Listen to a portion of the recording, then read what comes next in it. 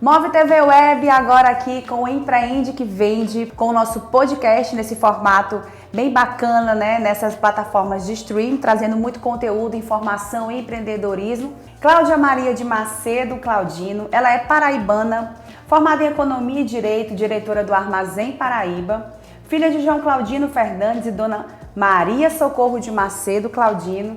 Chegou aqui em Teresina com apenas 3 anos de idade e aqui ela foi seguindo a vocação de liderança e empreendedorismo da sua família. A loja de departamentos Armazém Paraíba, que emprega hoje 8.000 pessoas, sendo destaque nacional. Muito bem-vinda, doutora Cláudia Claudino, aqui no nosso Empreende que Vende no primeiro podcast. Raquel, eu que agradeço a oportunidade. Eu costumo sempre falar que uma empresa que é o CNPJ, ele é composto por vários CPFs, né, que são as pessoas. Você que ao longo de muitos anos vem na frente, liderando pessoas, trazendo realmente toda uma bagagem, né, do seu trabalho que você faz. São milhares de profissionais, de famílias, na verdade, né, que vêm através desses profissionais que estão lá no Grupo Claudino. A gestão de pessoas é uma área responsável, né, por administrar o capital humano. E quando a gente fala de pessoas, a gente está falando de muito além do que só um serviço ou um produto. Essa gestão ela utiliza algumas técnicas e eu queria já começar. O que é liderança para você? Raquel, eu digo que liderar é inspirar. Podemos ler todos os conceitos sobre liderança, mas eu acho que para mim ele se resume nessa palavra, inspirar.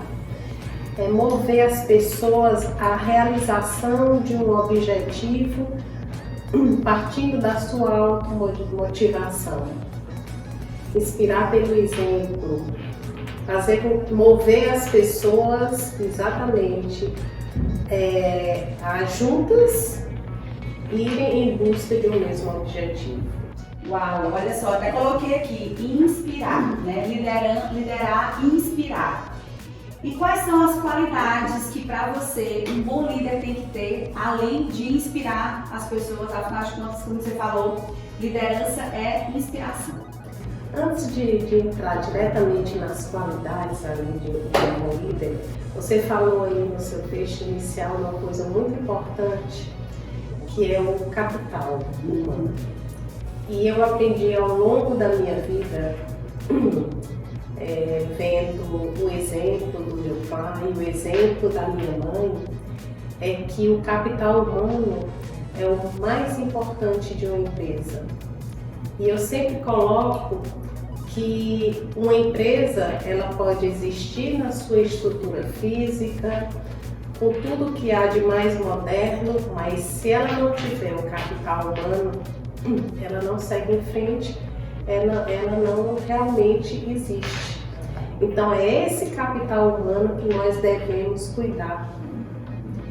E falar das qualidades de um bom líder, hoje eu vejo que a principal qualidade de um bom líder é saber ouvir. É ter empatia, olhar para o seu colaborador, mas sabendo que ali, antes de ter aquele colaborador que exerce as atividades na empresa, mas ali tem um ser humano. Verdade.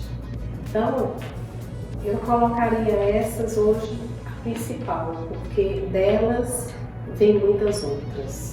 É verdade, eu tô tomando nota, viu, gente? Porque aqui é sempre bom, eu me coloco sempre na condição de eterno aprendiz. E o Empreende que Vende, né, ele nasceu com essa ideia de inspirar as pessoas que estão nos assistindo agora através desse modelo, né, de podcast, com pessoas como você, que trazem essa bagagem de vivência, né? Como você disse, o colaborador, ele tá ali, além da função, né, de carteira assinada que está lá, ele é um ser humano e, como você falou, inspirar para liderar.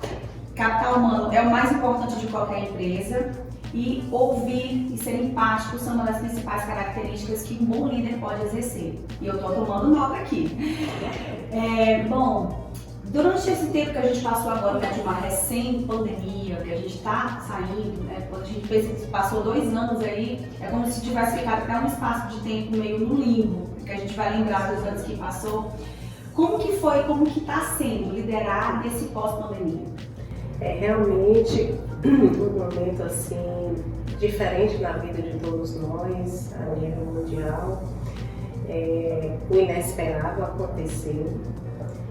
E eu digo que quem passou por todo esse momento e não tirou dele as lições que ele nos trouxe, perdeu aí uma grande oportunidade. Porque muitos ensinamentos nós tivemos. Ensinamentos maiores no que diz respeito à mudança enquanto seres humanos que nós somos.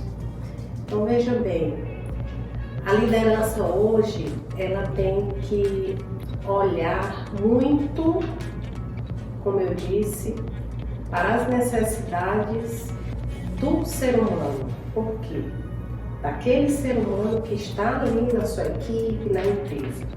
Porque todo esse momento deixou todos nós muito fragilizados.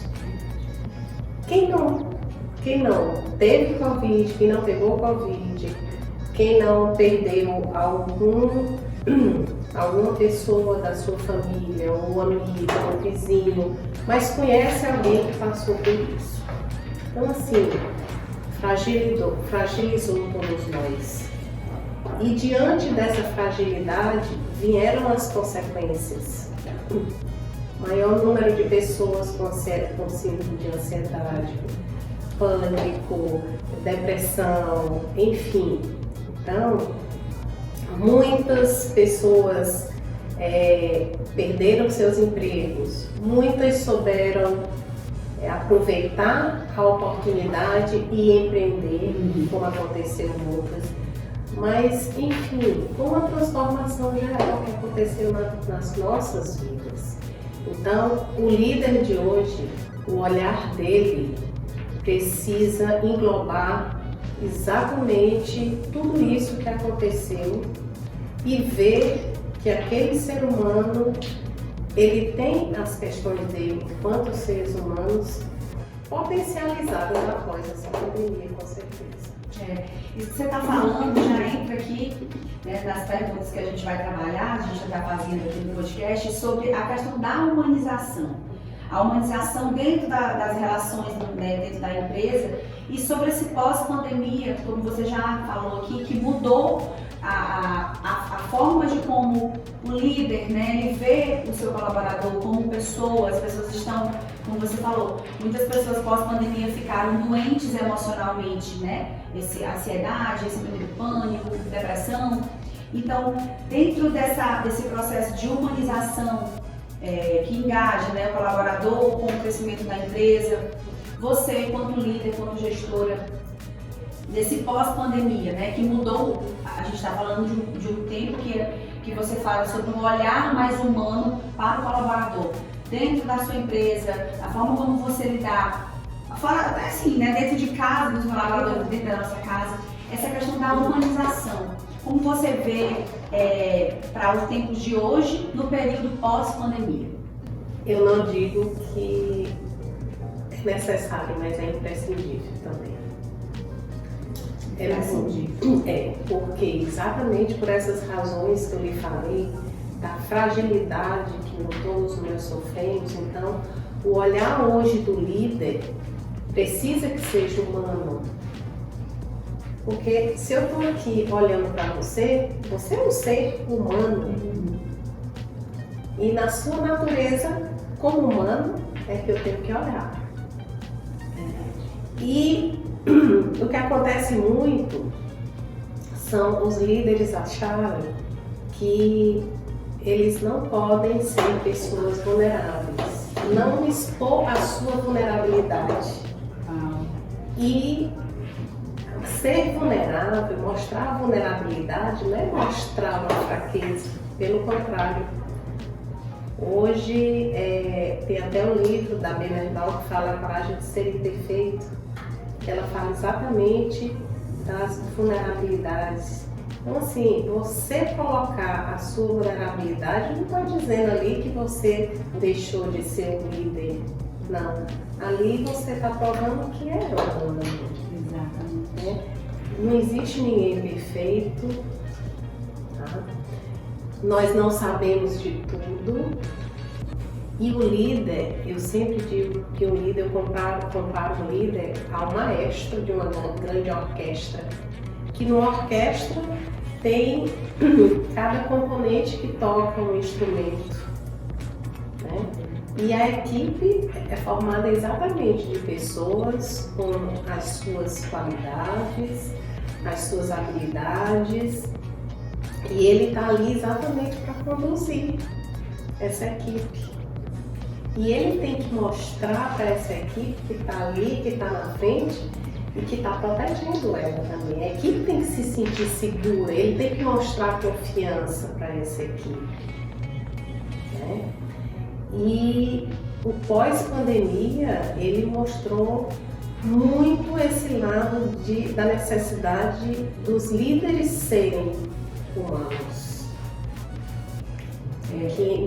De não ser aquele líder que só busca atingir a meta, de sair daquele automático que a gente vivia.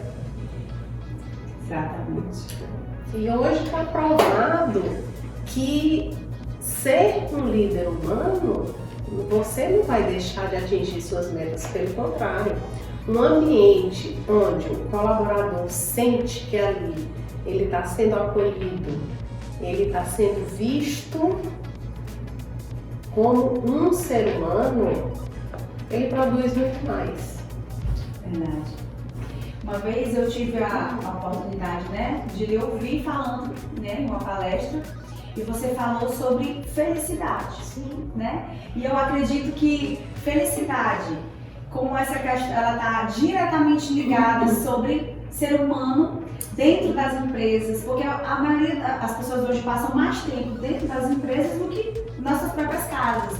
Então, a partir do momento que você constrói um ambiente de trabalho humanizado, que o líder, né, como você falou, eu achei interessante essa palavra vulnerabilidade, não de uma forma como fraqueza, mas porque o líder, quando ele se mostra vulnerável, é como se ele estivesse mostrando para o colaborador, que às vezes se sente menor, vamos dizer assim, hierarquicamente, que ele também é humano.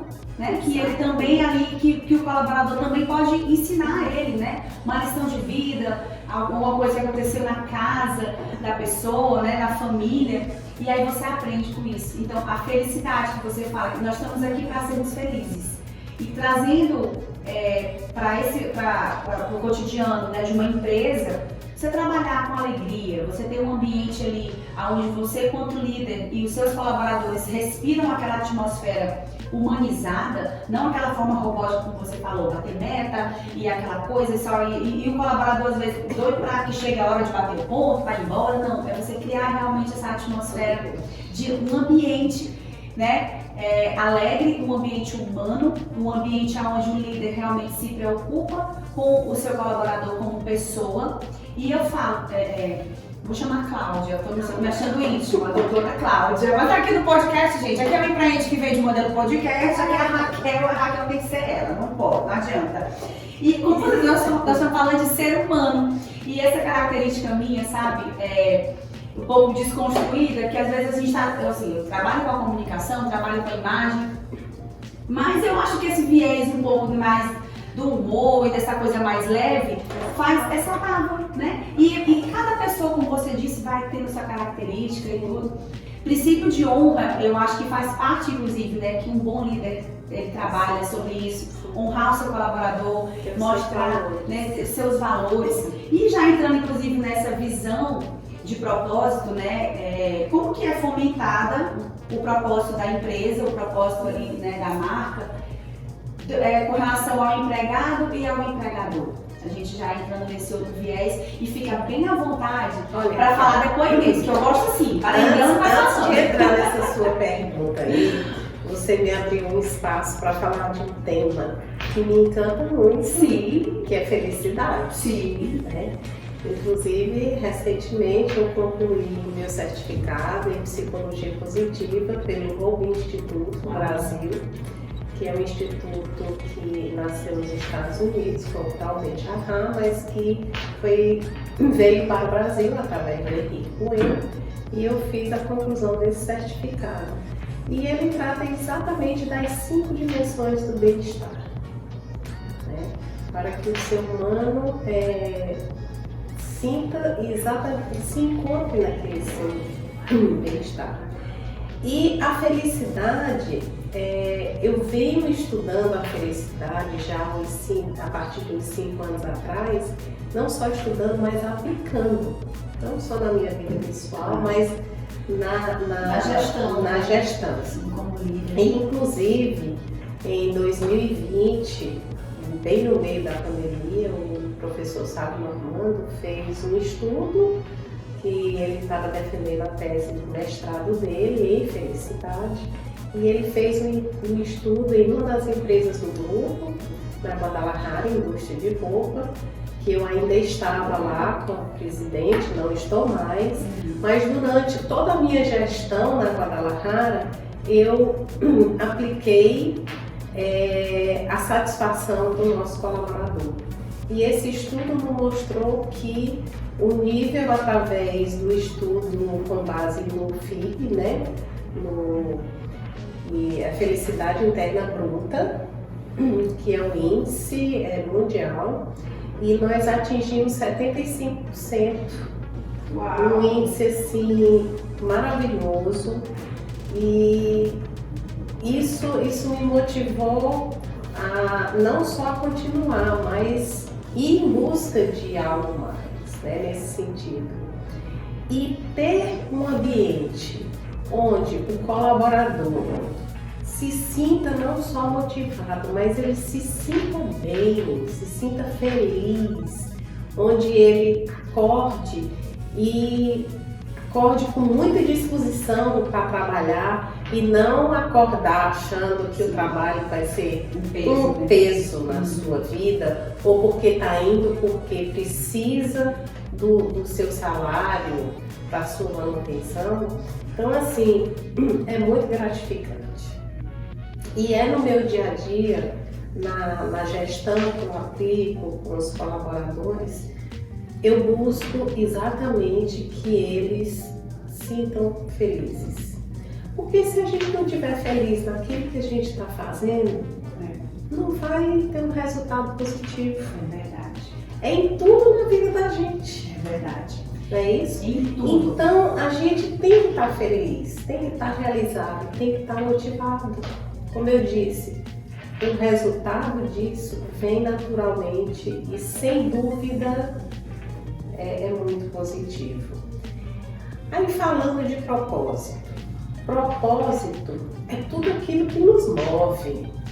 Então, o ser humano tem que ter o seu propósito de vida, e a empresa também tem que ter o seu propósito, e é um propósito bem claro, bem transparente, para que os colaboradores conheçam, saibam e que juntos possam buscar o resultado almejado.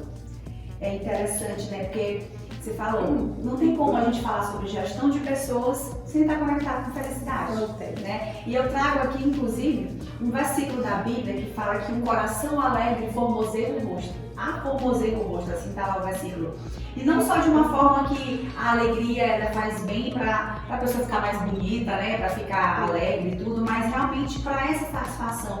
Porque é de dentro para fora, né? Então, quando você realmente trabalha em um ambiente humano, um ambiente que realmente... Uma empresa, gente, que tem 70% do FIP... 75, perdão, atualizando. 75% FIP, que é felicidade interna. Eu nem sabia que existia essa sigla, esse dado. E engraçado a gente tratar de um tema assim, né? Sobre felicidade, de uma forma mais científica, né? Como você... dentro da psicologia positiva, e as pessoas às vezes esquecem que isso é para fazer parte de uma maneira muito natural e orgânica das nossas vidas, tanto no dia a dia e dentro das empresas. Eu acredito que isso, como você falou, o propósito que move o empregador, que move o colaborador, e nessa corrente aí de uma empresa que tem 75% do seu FIP, eu acredito que é uma entrega muito maior, até lá no produto final, numa peça de roupa, quem está vestindo, pode parecer, é só uma blusa, um exemplo, mas tem toda uma equipe, tem toda a felicidade, tem toda uma entrega, que no final a pessoa que veste, ela sente no acabamento, na qualidade, né? Porque pessoas precisam de pessoas, né? Eu acredito nessa máxima. E a gente já está quase aqui indo para o nosso final, que o que eu gosto nesse meio, né? Eu digo que meus dias são sempre inéditos, porque eu gosto de gente, sabe?